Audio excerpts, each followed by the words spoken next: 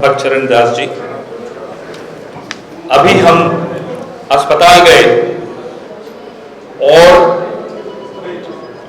हमारे मिंटू जैना, सष्मिता पांडा, दो लोग वहां क्रिटिकल हैं, गंभीर हैं, उनसे मिलकर आए।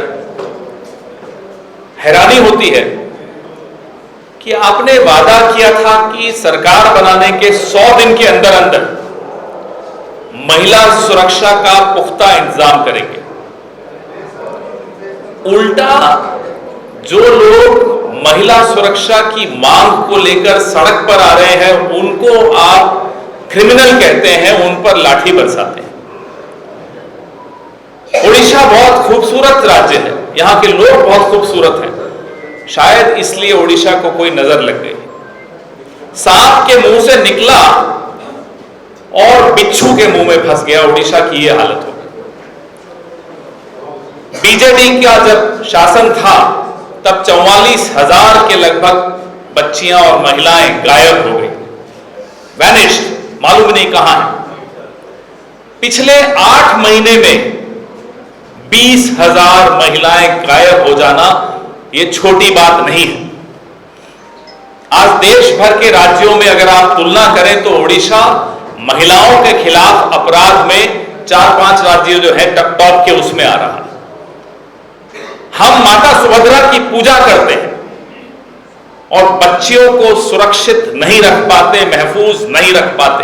इससे ज्यादा शर्मनाक बात और क्या हो सकती है।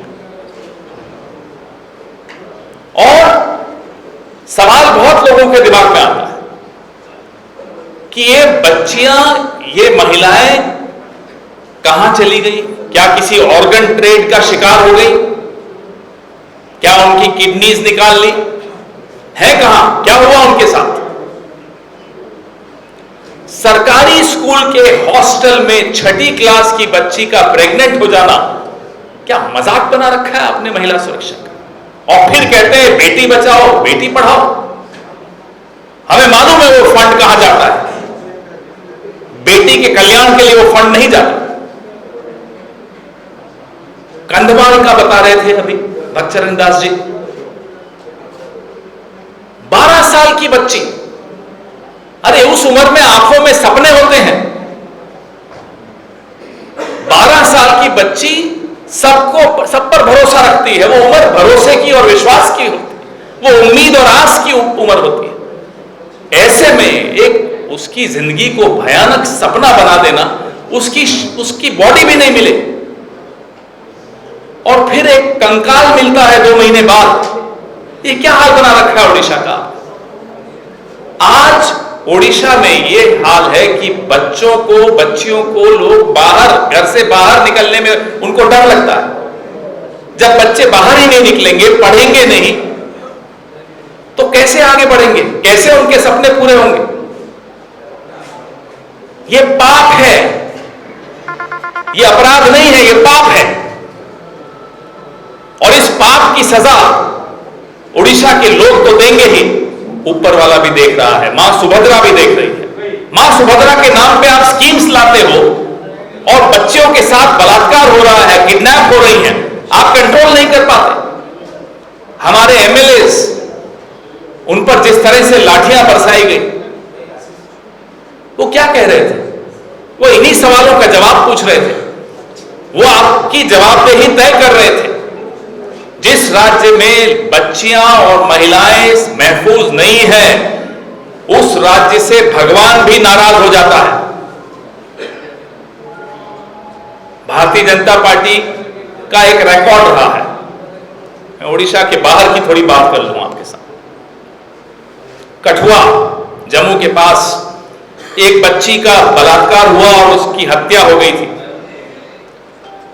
आप जानकर हैरान होंगे कि कांग्रेस के विधायक तो बलात्कार के खिलाफ आंदोलन करते हुए दिखेंगे आपको, लेकिन भारतीय जनता पार्टी के विधायक जम्मू में जिसने बलात्कार किया उसके पक्ष में आंदोलन कर रहे थे।